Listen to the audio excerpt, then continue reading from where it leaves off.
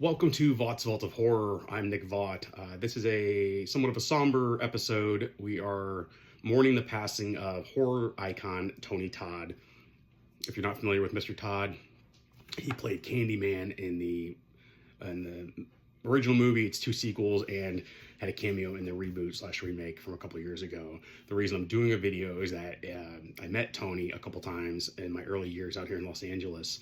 I was working a convention. Kind of a horror convention, kind of a smaller thing, but it was held down in Long Beach, California, at the Queen Mary. If you're not familiar with the Queen Mary, it is an awe-inspiring ship. In fact, I believe it's so big that the Titanic could fit inside of it.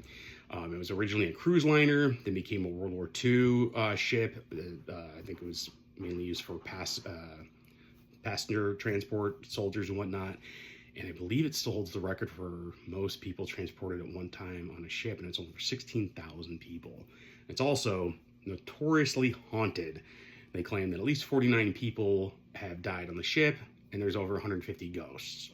How 49 translates to 150, I don't know, but it makes it all the more interesting. I mean, they do haunted tours every year. I mean, they claim it's one of the most haunted places in all of America.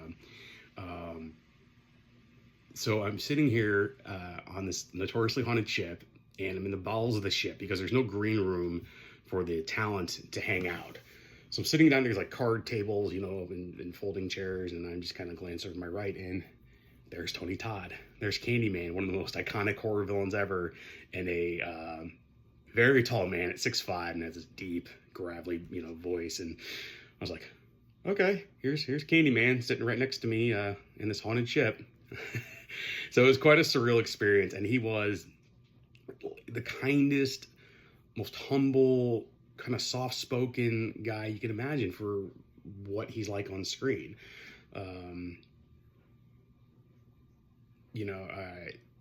We kind of had our run of the place.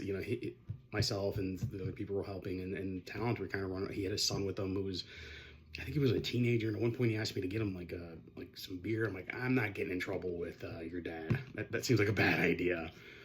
And I saw him again maybe like a year later for at a premiere for a movie that a friend of mine had written, directed, and he was starring in. And again, couldn't have been nicer. I have a picture. I think I have a picture with him somewhere, but it's probably buried on a flash drive.